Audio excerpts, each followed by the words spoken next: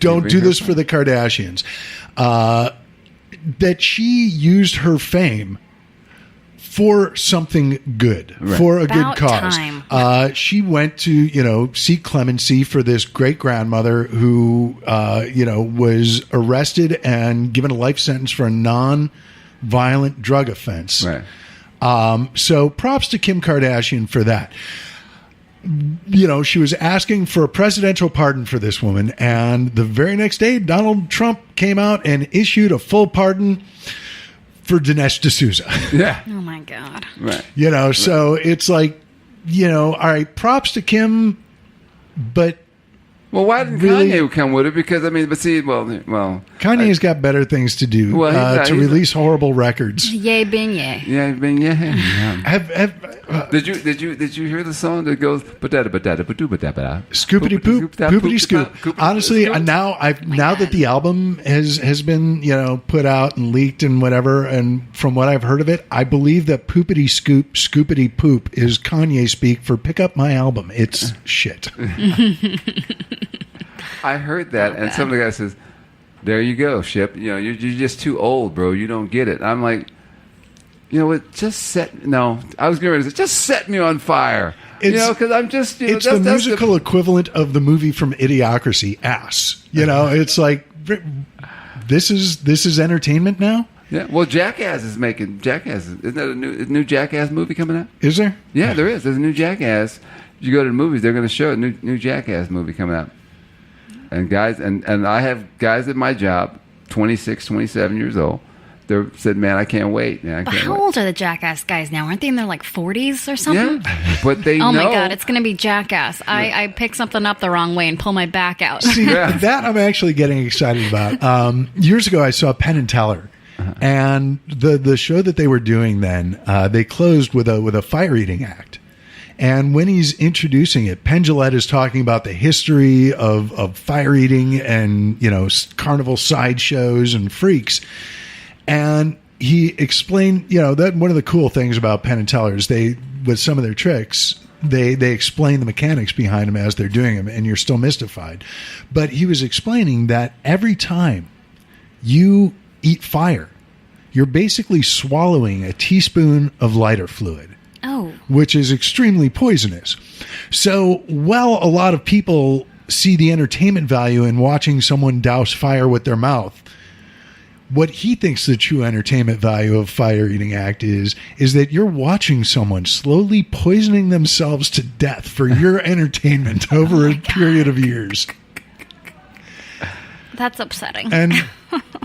But it's my point being, because we were talking before the show, Kat, you were mentioning, how a part of the Republican brand is to be a dick. Yep. And that, this is, I think a lot of this comes from entertainment, because you look at the popularity of reality shows where people are just watching these things to watch people be awful to other people. Well, conflict is the only way it works. Reality TV only works if there's conflict. How do you create that? Arguments. Just make up shit. You bring irrational people. Right.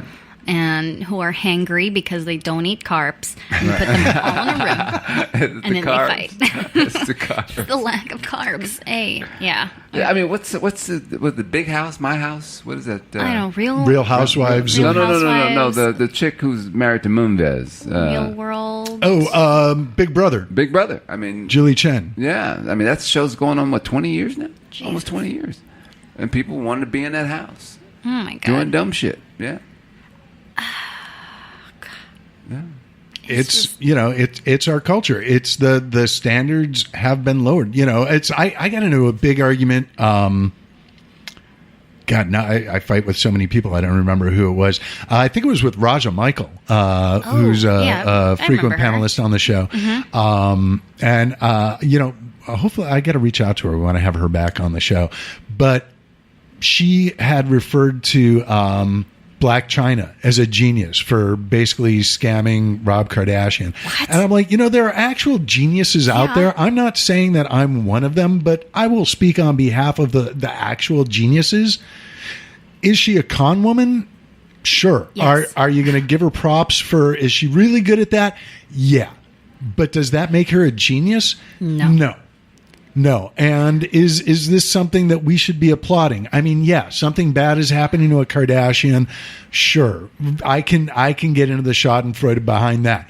But should we be applauding this and encouraging this? No, we shouldn't. And it's elevated to government. Yeah, I mean, that's how we have Trump now as the president, is because we're so busy applauding and elevating these reality stars who are just kind of shitty people who are entertaining to watch. It kind of reminds me, so I was, about a year ago, I read Sarah Silverman's book. Was it Pee-Pee Pants? I don't know. But it's her... The Memoirs of a Bedwetter? Memoirs of a Bedwetter. Why was it Pee-Pee Pants in my head? Essentially, Memoirs of a Bedwetter. It's taking it out of the bed and into the streets. It's... Right. And so she made an interesting point, because a lot of her old comedy had to do with saying a racist thing, and people would giggle at it, and we'd all be like, I said something racist, but I didn't really mean it. I'm just being ironic.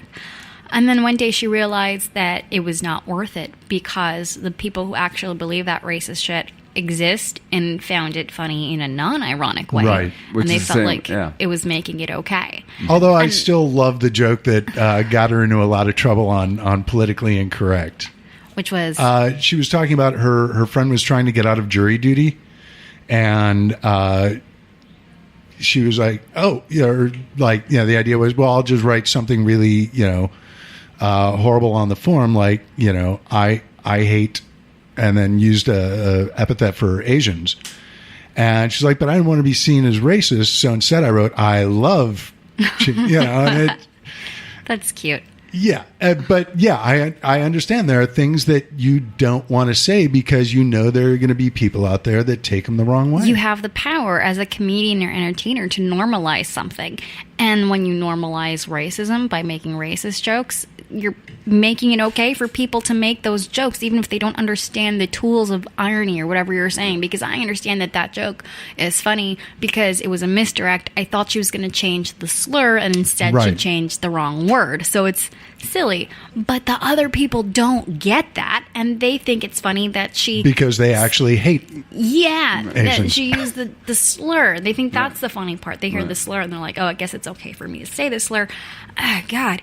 And so we're doing the same thing by elevating these reality people to Well, Dave Chappelle, remember, was doing so much racial stuff on his show that it meant why he saw the one white guy laughing, and he said like the guy was looking right through him. And he said it was the way he laughed. It scared the shit out of him. And... he ran off. Well, and before the show, you brought up the Kendrick Lamar incident, which, for those who don't know, go ahead, elucidate, if you will. Kendrick Lamar invited at his concert a white woman to come up on stage and to do the rap that he did that he won his Pulitzer Prize for. And when she got she was doing the lyrics and everything, and she got to the point where she said, nigga, nigga, nigga. And he went, whoa, wait a minute, hey, whoa, wait a minute, hey. And it's like, well, what are you getting up to? You can't say that. Well, hey, it's the lyrics. You wrote them. I'm just saying what you wrote. It's in the song. I'm singing a song you wrote. Can't have it both ways. You put it there. Well, white people know they can't say that. But she's not saying it in a racial way. She's just doing the lyrics that you wrote. Okay, and I know blacks have set it up to where this is their word now, and yes, it's been a part of our culture for so long, and we embrace it when I'm talking to the homie, but you asked her to come sing this song, and you asked her to do the lyrics. Well, I think the whole idea of reclaiming a word is, it's one of those interesting things. Kat, you mentioned you were listening to Left, Right, and Center yesterday, and Anna Marie Cox, for her little rant at the end, did a bit about women reclaiming the seaword. Yeah. It was one of those things where it's like, this is funny. I'm not, and she said, no, my friends and I have been doing it. What's up? And. Oh yeah. It's just like we've reclaimed the word slut and the word whore, and we've kind of taken some of the wind out of it. Actually, I have a few C-word jokes. I don't know if I'm allowed to say them. Yeah, no, we can. We're a podcast. I just made a conscious choice not to say it, because there is context in which I will. No, because people have brought up, for the Brits. It's okay. It's a common thing. One of my favorite things that ever happened to me on stage was when in college when I was performing with a sketch and improv group. and we were performing at the college radio's Springfest between bands, and this British guy who I knew from the scene around town, just in the middle of the set, like came up from the back of the stage, grabbed a microphone and said, "I'm from England and you're all a bunch of fucking cunts." And put the mic back in the stand and jumped off the stage. I was like, well, all right. And we also need a household object, but so yeah, I don't object to the word. But and I don't think Samantha Bee was wrong to use it. No, I don't. I don't think. And with that, hey, what does a cunt do for a living? She's an accountant. Oh, where does the cunt like to hang out on the weekends? At the country club. What did the cunt major in college? Theater. Thank you very much. Bravo. One of my favorites is always a guy's on an airplane sitting next to the Pope. Pope's doing a crossword puzzle, and the guy, oh my God, it's Pope. And about halfway through the flight, Pope leans over to him and goes, hey, what's a 4-letter word for woman that ends in UNT? And the guy's like, aunt. Pope goes, oh, can I borrow your eraser?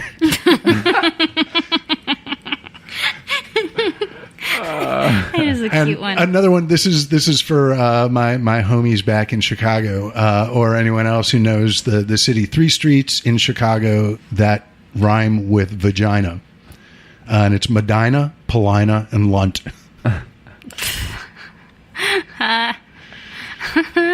Silly. Yeah, I do think we should. Speaking of your Sarah Silverman, and when she did the misdirection, there are a lot of people when they hear comedy don't like to think. They love to. Some people are more into physical comedy. They're more into that, but they don't want to think. And when you hear like with the Stephen Wright's comedy made you think. You had to think, or if you go right over your head, you're not going to get it. Mitch Hedberg also, good with like the one-liners like Stephen Wright. Yeah, and so, whereas, and I know if you're most educated people can catch one-liners where they're misdirected. People who are not, who are in their culture where they're used to a physical movement, big faces, eyes, teeth, all these different things that you got to be moving, they're not going to get that. Oh, my God, that happened. Let me tell you something that happened on Mother's Day to me. Because my mom, as you know, is Nicaraguan, so English is her second language. She's used to the Spanish sense of humor, which tends to be, a bit more physical, a lot more act-outs, also a lot of puns, right? That's like the majority of it. They're not so much into monologizing and having a point of view and all that stuff. Right.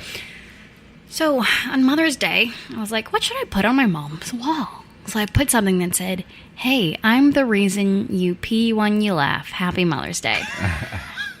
And she was so angry. She's like, you told everybody I have a loose vagina. That was humiliating. Take that down. Take it down. And I'm like, but Mom, it's a joke. She's like, no, it's not. So like the next 10 she people. Say, Katerina, you're getting a big head. Wait, no, that's the problem that...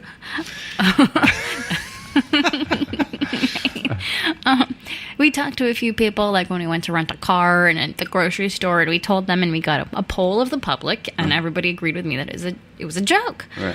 I also put a second one when I took it down. Nobody thought your mom was a huge... I'm not going to say. Had a huge, yeah. And then I put up a new one, which is, hey, Mom, I'm awesome. You did a great job. Something along that line. Right. It turned out great. Thank you. Happy Mother's Day. And she's like, oh, now you're just being cocky. You're being so arrogant. I'm like, you don't get it. That is also a joke. It's the absurdity of both of these and the truth behind them that make them cheeky and humorous. And it was just going right past her. Because like you said, it's not in her culture. No. It's like if there's not a waka waka moment, it's not humorous to her. So the show Atlanta, they do, they're doing a joke. They say, hey man, in black culture, man, you really put your foot in it, man. When you cook something, that means it's really good. Well, that's how black people look at that. Oh man, that food was good. You really stuck your foot in that. Well, in the show, he actually sticks his foot in the food, in the noodles. And they're like, now, Tomas